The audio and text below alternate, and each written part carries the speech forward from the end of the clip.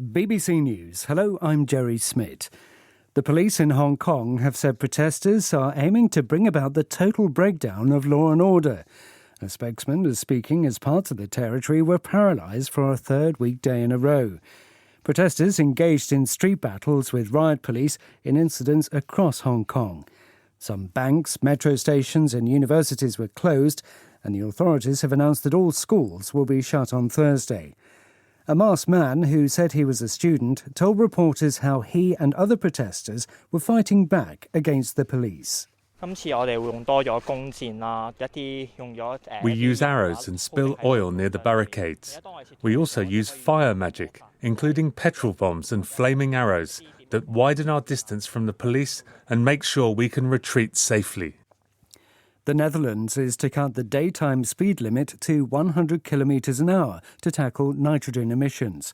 The Prime Minister, Mark Rutte, said it was a tough but necessary measure to help the country combat climate change. Here's Mike Sanders. Mark Rutte knows this will be an unpopular measure, but his hand has been forced by a Dutch court ruling in May that the current national rules on building and farming permits breach EU emissions levels for nitrous oxide and ammonia.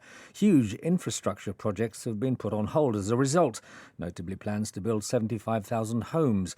Imposing speed limits should bring emissions down to a level where the building schemes can go ahead. Existing limits of up to 130 kilometres per hour will remain overnight. The World Health Organization has approved the world's first ever vaccine against Ebola. The drug, called Ervebo, which is manufactured by the American pharmaceutical company Merck, has been used since last year as an experimental vaccine in the east of the Democratic Republic of Congo. The BBC's Anne Soy reports. This is a major step forward. A WHO prequalification is granted only after a drug passes important safety and efficacy tests. But this vaccine has already been in use since last year to contain 2 outbreaks in the Democratic Republic of Congo. The government there invoked compassionate protocols to allow its use while research was still underway. And it is evidence collected during that time that has convinced regulators that it is safe and effective against Ebola. The vaccine will be available in the market from around mid-next year. Spanish police say Venezuela's former military intelligence chief has gone missing in Spain, days after a court approved his extradition to the United States. The former general, Hugo Carvajal, was arrested in Spain in April at the request of Washington on drug trafficking charges.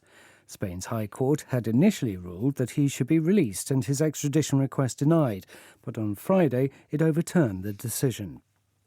News from the BBC. Police in Bangladesh have charged 25 members of the governing party's student wing after the killing of an undergraduate who had criticised the Prime Minister.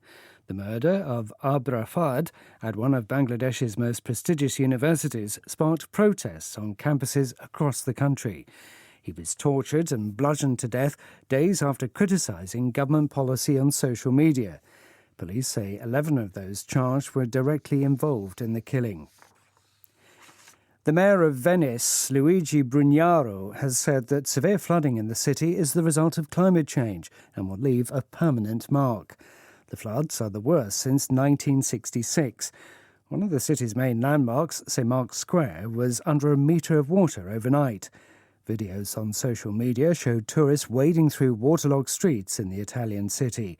Chairs and tables can be seen floating outside cafes and restaurants. Mr. Brugnaro appealed for help to tackle the floodwater.